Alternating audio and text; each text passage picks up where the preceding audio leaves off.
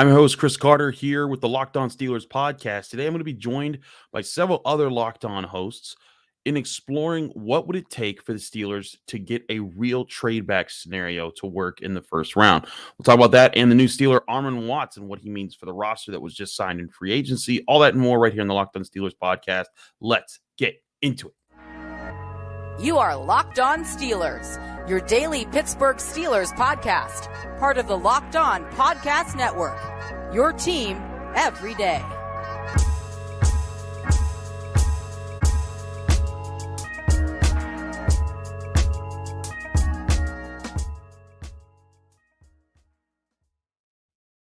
Hello and welcome to the Locked On Steelers podcast. I'm your host, Chris Carter, bringing you your daily dose of all things on the Pittsburgh Steelers. As always, you can find this show on your favorite podcasting app and especially on YouTube. Like this video if you enjoy it. Subscribe to this YouTube channel to get all of our daily Monday through Friday episodes, as well as our bonus content. We thank you for making the Locked On Steelers podcast your first listen every day because we're your team every day. Now, today, we are going to do a little bit different with a few people that aren't from your team. They're going to be guys that cover other teams. And we have, I wanted to explore the different trade back scenarios. We've talked about them on this show, right? I've talked about with other guests, Wes Euler, Josh Taylor, Alan Saunders. We've gone over them, but it's time to get some perspective from people who don't cover the Steelers and are focusing on their own beats and what they could actually see happening there. So to do that, I went through and I was like, I figured, who could be the most realistic trade scenarios? Now, if you look back at the draft order,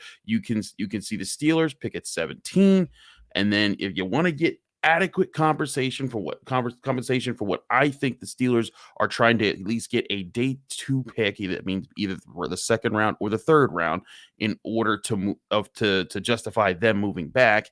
I think the proper range would start at least at 23. Naturally, if you're trying to trade down, you probably wouldn't do just one or two spots because you wouldn't get that much of a pick back for it. You wouldn't trade at 22 because that's the Ravens. Just a first round trade, that would be a lot. So I went and explored with the Vikings at 23, the Jaguars at 24, and the Giants at 25 to get 3 examples. So you're going to hear from their hosts here in a sec what they are. And I think it's interesting because there's a few different scenarios here that could play out, but this is also to illustrate it's not going to be just easy for Omar Khan to make these draft day trades, whether it's up or down. But let's start with our friend Luke Braun, who's been on the show before, of Locked On Vikings, and get his perspective on what it would take for the Vikings to even want to move up, let alone they would even be willing to give up, which is a little bit trickier because they don't have a second round pick. Here's Luke. What's up, Steelers fans? Luke Braun here from Locked On Vikings. The Vikings pick at 23 to trade up to 17. My understanding is they would probably only do that for a quarterback. And if a quarterback they like is falling, they're probably not going to wait all the way to 17 to trade up. So I'm not sure if this will end up actually manifesting. But I wouldn't rule out a trade up for a corner, depending on who they're really, really in love with. Probably Devin Witherspoon or Joey Porter.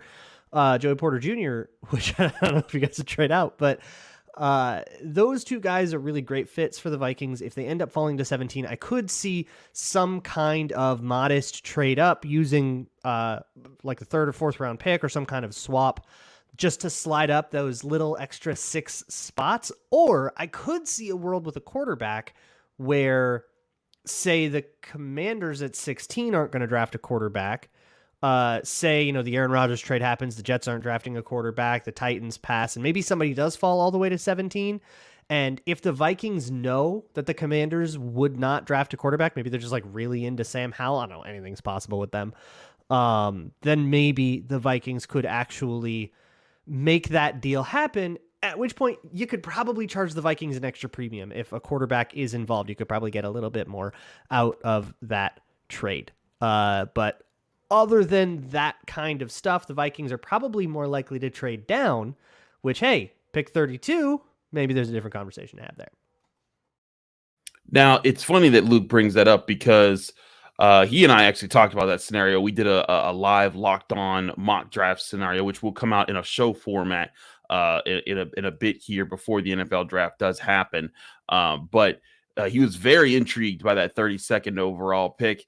And I've talked about what, the potential of the Steelers maybe picking at 17 and then using the rest of their draft capital to move back up into the first round again to maybe get 2 first-round picks. Maybe you get a corner and an offensive tackle, and then you're happy about both situations. But if you're listening to Luke there, you're seeing it's not exactly a clear path for the Vikings to even want to trade up. You're talking about a quarterback falling down that far, and then if they fall down that far, the Vikings might be willing to keep waiting unless they're worried like the Buccaneers or someone's going to try to make a move to get a quarterback like that. So it could be interesting there. Also, if you're looking at trading, I think the only scenario that could even possibly work in that situation of the Steelers trading back and the Vikings trading up to 17 is if the Steelers gave up their 4th round pick and then like basically swapped it for the Vikings 3rd round pick, which could be valuable because you could say, hey, you got an extra day 2 pick. That means you'd have 4 picks by the end of day 2. 5 picks, excuse me, because you'll have the 1st round pick and then 2 second rounders and 2 third rounders. Granted, you're basically going to have 0 day 3 picks, but you'd be getting quality guys. I think that's an interesting perspective there on how it could work for the Vikings. But next up on the list is the Jaguars, sitting there at 24. And we had our Locked On Jaguars host, Tony Wiggins, give some perspective on that. And I think the thing is that you're going to run with the Jaguars is that they're going to want similar types of guys we're talking about who bring those day 2 values. But I'll let Tony explain it to you. I'm Tony Wiggins with the Locked On Jaguars podcast. What would it take for the Jaguars to move up to like 17 where the Pittsburgh Steelers are? A pick swap. I doubt very seriously the Jaguars are entertaining trading their 2nd round pick, and they might not even trade the 3rd round pick. But I think they would probably entertain some sort of a pick swap with maybe a 3rd round pick or with assets from next year, not the 1st round pick. But the Jaguars have said and stated that they are in a draft and develop mode, draft, develop, and retain. They are not very interested in free agency at this point. As you can tell, they haven't signed very many people. So if they're going to have an influx of talent that doesn't cost very much, they're going to need to keep their draft choices. It's logical that they might trade down in order to even add more assets and then end up trading back up, landing themselves in a sweet spot in the 2nd round. But I do believe that there's a chance that they would move up 7 or 8 spots if the right person is there. For instance, if the lengthy pass rushers start to go earlier than expected, and maybe there's a guy like Lucas Van Ness who's there, and he's the last of the Mohicans, and they really need to affect their pass rush because Doug Peterson says it is the number one thing that they need to improve on this football team. So a pick swap or some sort of deal that lands the Jaguars the same amount of picks with the ability to move up 7 spots is the only thing that I think can get them off of that spot at 24. That's where you have it right there from Tony Wiggins. Does a great job covering the Jaguars. And again, this is why I think it's not going to be so simple. You look back at the chart of where the Steelers pick. They pick at 17, 32, and 49. If the Jaguars would even trade, they have the 56th pick in the 2nd round and the 88th pick in the 3rd round. And our man Tony, we call him Ant Wig on Twitter. But Tony brings up a great point with, hey, the Jaguars are also rebuilding too. They also have a young quarterback. They also are trying to put together pieces to kind of make their nucleus for the future. And if you're looking at those possibilities, they might want to also trade back and get more picks themselves to amass that, because everyone kind of sees the sweet spot. The Steelers aren't the only team that thinks that this draft class has a lot of deep position groups that could be really valuable to max up on in the 2nd and 3rd rounds. So I think ultimately, again, there, you talked about the potential. Maybe they trade up if Lucas Van Ness falls, and the Steelers are a team that might be interested in Lucas Van Ness. They set the top brass to see him, back when Iowa's pro day happened a little bit ago, and they might be a team that's interested in it. But would that be enticing enough to say, hey, you know what? Maybe if there is a pick swap, maybe you're saying, hey, we'll give you the 3rd rounder at 80 for your 2nd rounder at 56 if you want to move up that much. And again, if you look at the draft chart there, the difference between 17 and 24 is about 210 points there.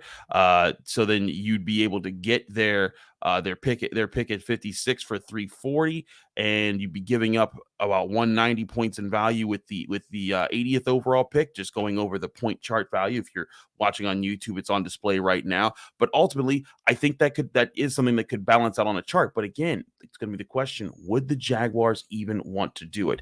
We'll explore the Giants' possibility in one I think is the most likely out of all the scenarios that we're talking about right here. If we're looking at any trade back opportunities, that and more right here in the Locked On Steelers podcast. Stay tuned. We got a lot more to discuss. But first, I want to talk to you guys about our great sponsors at FanDuel Sportsbook, because this episode is sponsored by FanDuel Sportsbook, the #1 sportsbook in America. With Major League Baseball back in full swing, there's no better place to get in on the action than FanDuel. And right now, new customers get the chance to have a no-sweat first bet, which gives you up to $1,000 back in bonus bets if your first bet doesn't win. Just go to FanDuel.com/lockedon, and you can sign up today to claim your no-sweat first bet. You can bet on whether Aaron Judge is going to hit a home run in his next game, or how many strikeouts Shohei Ohtani might throw in his next game. There's so many ways to play, and it's on an app that's safe, secure, and super easy to use. Don't miss out on your shot on no-sweat first bet up to $1,000 when you join FanDuel today. Just go to FanDuel.com/lockedon to sign up.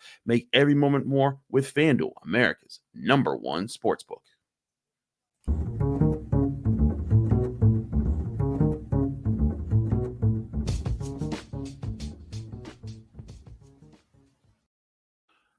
I'm Chris Carter, your host on the Locked On Steelers podcast, and we're back here. Just a clarification. This episode went up very early in the morning, probably more like 3 o'clock is when this is going to be able to be done and finished. Just ran into some difficulties recording in my hotel room with some loud construction noises in the great city of Miami.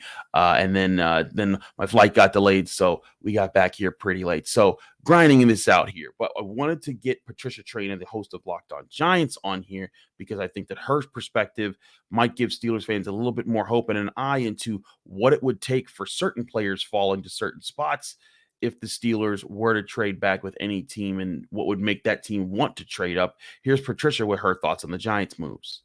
What's up, everybody? I'm Patricia Traina, host of the Locked On Giants podcast. And what scenario would entice the New York Giants to maybe trade up with the Pittsburgh Steelers in the first round? Well, I recently ran a mock draft using Pro Football Focus's simulator. And interestingly enough, Pro Football Focus had a bunch of cornerbacks falling towards the middle part of the first round. Now, the middle part of the first round, the Steelers in this particular mock draft coming away with one of the cornerbacks, Deonte Banks of Maryland. So that being said, if I'm the Giants and I'm looking to snag one of these premium cornerbacks, that would probably entice me to move up with the Steelers, especially if somebody like Devin Witherspoon of Illinois dropped, or if Christian Gonzalez of Oregon somehow dropped down to, that middle teen range, or Banks dropped as the simulator suggests. So that would entice me. Now, what would I give up if I'm the Giants? Well, obviously, you're going to exchange first round picks. The Giants drafting at number 25. And I think if I'm the Giants, I also throw in pick number 89, which is my third round pick, to move up in this draft. Would that be enough? Maybe not. I mean, I'm sure the Steelers would probably want a little bit more given the amount of points, but that would be my offer if I'm the Giants looking to move up. Thank you, Patricia, and thank you everyone for joining the show and giving us your clips on what would it take here. Now, here's the interesting thing about Patricia's scenario. One, if you're sitting there thinking, well, yeah, if Devin Witherspoon or Christian Gonzalez fall, the Steelers are probably taking one of those guys, right? I agree, but Deonte Banks could be the interesting point here. I still have, and I know Pro Football Focus has changed their big board. They now have Deonte Banks ranked ahead of Joey Porter Jr. My top three are still Devin Witherspoon, Christian Gonzalez, and Joey Porter Jr. If all three of those guys are gone and all three of the offensive tackles are gone and Deonte Banks is sitting there, would it be worth the Steelers taking him there? Now, he's certainly a great athlete, and he tested very well, and there's a lot of upside there with the athleticism that he brings. But if the Giants come calling, would that be enough to be like, all right, you know what? This is a deep cornerback class. We'll get that guy. in, the second round or with this later first round pick, we'll make this work. And if you look at the draft chart and see how much the values are, the Giants, have 720 points with the 25th overall pick. That's just 230 points less than the Steelers. So with the Giants second round pick at 57, that'd be 330 points. Now, you still need to make up the difference of that. Maybe you kick in a fourth round pick at your pick at 119, and maybe you're happy there. Now, Patricia mentioned trading the 89th overall pick, the third round pick that the Giants have on the ledger here. I think that that'd be nice, but I think if the Steelers are trading that far back, they want to try to get that second round pick somehow, and that might entice them to say, hey, let's throw in a fourth round pick or throw in a pick from next year's draft class to see how they could entice that move to happen. But that, I think, is the most realistic scenario that you could see of the three that we presented today. Now, that's not to say that the Steelers wouldn't trade back with the Cowboys or the Bills. They probably wouldn't do it with the Bengals, but the Saints, the Eagles, or the Chiefs. I think the Eagles could be an interesting one. I want to explore that in future shows leading up to the draft with our Locked On Eagles host, because the Steelers could trade back or trade up with the Eagles, considering they have the 10th and 30th overall picks of this NFL draft. And so the Eagles could be a very interesting split there. But again, with these three teams, you're seeing the things that they got to fall down the Steelers' way if someone's going to move. Either with the Vikings, it could involve a quarterback name that fell that far. Maybe Will Levis has fallen down, and they get really enticed by the idea of adding him in the quarterback room, and they're nervous that one of the teams ahead of them, like Tampa Bay, maybe Seattle, if they wanted to jump at it, that could be something that you'd look at there. But again, I go back to Patricia when she was talking about, and I look at the corners that might still be available. There's people that are going to be jumpy about some of these players, and I wouldn't give up the 32nd overall pick, because I know that again, you want the prospect of people being able to call your phones, offering for 24 hours, and then see what kind of deals you can get to get more day 2 picks, and really conquer this draft, that especially that day of the draft. But again, I think it's going to be interesting to see, just which prospect does fall down that far, because I'm telling you, if it's Gonzalez or Witherspoon or Porter, the Steelers are running up to the podium and grabbing one of those guys. And that's also including the offensive tackles in the top 3 offensive tackles in Paris Johnson Jr., Peter Skoronski, and of course, Broderick Jones. So all those different scenarios have a lot of different ways to play out. But I still think the value that the Steelers have to get here, they need to be coming away with a tackle that they think is going to challenge Dan Moore Jr. They need to be coming away with a cornerback who's going to have the potential to take over the cornerback room whenever Patrick Peterson's time with the Steelers is done. He signed a 2-year deal. And they need to add good depth pieces at different positions, like interior defensive line, like linebacker, like even edge rusher, until they sign Bud Dupree. We'll get to that later in the week too, exploring where that situation is.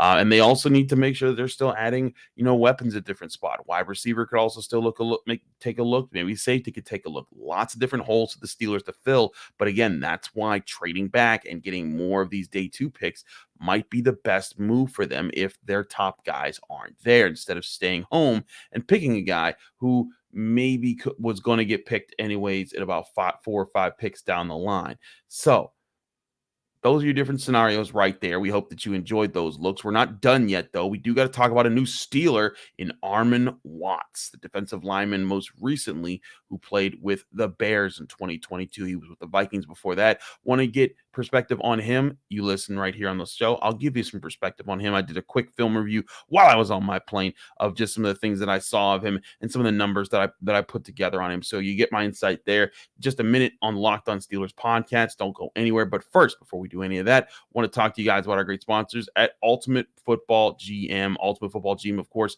is the game that gives you the chance to be the GM, make the trades, make the draft picks, make the signings, fire the coaches, hire the coaches, do everything that you would do to run a team and see how many championships that you win. You get 25 seasons as a GM, and then you get to see how many titles you can rack up. I think I'm on season 19, and I've got 17 championships right now. I am on fire. Think you can do better? Prove me wrong. Going to play the Ultimate Football GM game, which you can download onto your phone, or you can go online and go to ultimate-gm.com and you can get the game there. It's a fun game. It's fast paced, so you don't have to wait around for things to happen. You can also now play other players and how they build their super teams. All that can be done right in this game. Ultimate Football GM, and Locked On listeners are getting a 100% free boost to their franchise just by using the promo code Locked On in the game store. That's LOCKEDON, Locked On, all capital letters, all one word, and you can get a boost to your stats to build your dynasty in the game. Again, download the game by downloading it on your any apps on your phone, any app stores on your phone, or go to ultimate-gm.com and get the game right there. Ultimate Football GM, start your dynasty today.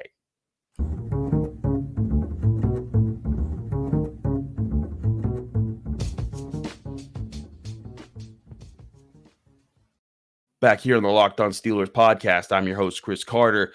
We're done with the trade scenario stuff. We'll review that again in a bit. But let's talk about the Steelers' new addition, and that's Armon Watts. Now, Armon Watts, an interior defensive lineman, a guy who brings 4 years of NFL experience. He started the most games he had in his career last year in 12 games with the Bears. But this is purely a depth signing for the Steelers, and they're getting another experienced depth guy, bringing him in and adding him to the mix instead of sticking around and waiting and hoping for Isaiah Loudermilk to work out, or hoping that any of these other guys work out, like the Davis twins. I think that the Steelers are putting themselves in a position where they're done waiting around for some of these younger guys to figure it out on the defensive line. This year's going to be a sink or swim for Isaiah Loudermilk. They loved his size when they drafted him. That's why they traded a future 5th-round pick to get the 5th-round pick that it took to draft him. He hasn't filled it out. Yeah, I think he's gotten a bit better and he's gotten sharper, but they need guys on this defensive front who are going to rotate. Now, we've already talked about their signing Braden Fajoko, the Chargers defensive lineman, and he was a pure run stuffer. Armon Watts is a bit different. He is a big fella because he is 6'5", 307, so he carries the weight and the length that the Steelers like to have on the interior defensive line. With the Bears, he didn't put up massive numbers for them. He only had 1 sack on the season. He was able to get 35 total tackles on the year. 4 of those were tackles for loss. But he wasn't as disruptive as he had been in years prior, and specifically in 2021 when he was able to put up 5 sacks for the Minnesota Vikings in over 17 games and just 9 starts. He also forced 2 fumbles that year. Now, I don't think you're expecting Armon Watts to come in and be a pass rush producer who's going to change the game on his own. But he sounds like a veteran that if you plug in and you're not asking too much of him, like the Vikings and the Bears, they were trying to start him. The only way he'd be starting is if Cam Hayward and or Larry Ogunjobi was hurt.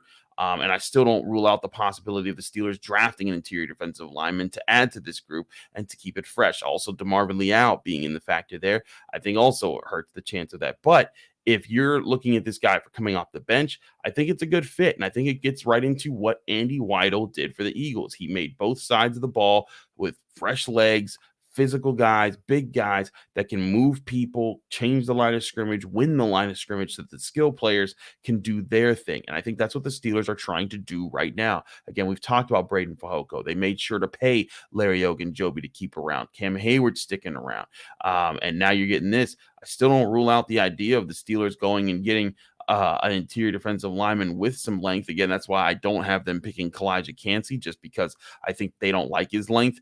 And they want a guy who has those long arms. I still think that could be a mistake on their part because Kalijah Kancey is a very talented individual. But again, that's neither here nor there. Lucas Van Ness, one of those guys that played edge, but also played some inside and can move around.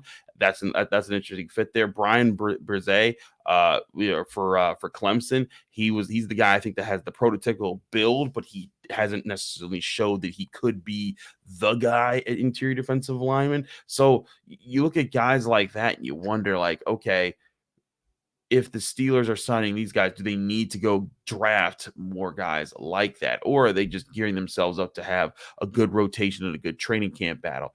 either way, I think it puts them in a solid position. It's just continuing the message that we've kind of talked about, that the Steelers have sent out with free agency this year. They're solidifying their roster. Make sure there's no glaring holes. They're bringing in veterans to challenge young guys, to say, hey, you know what? This is what it's got to be. This is the standard, and you guys got to meet it. If not, you're going to get replaced. And I think that's what the Steelers are trying to do as far as bringing new guys in. And again, on reasonable deals. None of these guys are like with the Ravens signing Odell Beckham Jr. to an $18 million contract. Oof, that's a whole other thing we'll talk about another time. But but with guys like this, you're balancing your roster out, and again, you're setting yourself up so you can do whatever you want in the draft, whether it's trade back to get more picks, trade up to get higher picks, and get more, make sure you're getting your guy, or just staying put and getting all the guys that you can, because still 17, 32, 49, 80 are all very good spots to pick guys from in this year's class, where you can still get a very talented group that boosts the Steelers for the coming years. But Armon Watts fitting in, will he fit in? We'll see. But it seems like the Steelers are adding another big body to that defensive line to keep things going and to make sure that there's going to be a rotation to keep fresh legs for Cam Hayward and Larry Ogunjobi, and not lose as much of a beat because they're playing younger guys who at the defensive line who might not be as up to the task as guys like Braden Fajoko and Armon Watts. We'll explore a lot more of that this week here on the Locked On Steelers podcast. Thanks again for tuning in. I'm your host, Chris Carter. You can find me on Twitter and Instagram at Carter Critiques. You can also read my work at the Pittsburgh Post-Gazette, where I cover all things Pitt athletics. That's post-gazette.com. You can also check out this show, the Locked On Steelers podcast, on all your favorite podcasting apps. Like this video if you enjoyed it. Subscribe to this YouTube channel to get all of our daily Monday through Friday episodes. Back again tomorrow talking your Pittsburgh Steelers right here on the Locked On Steelers podcast.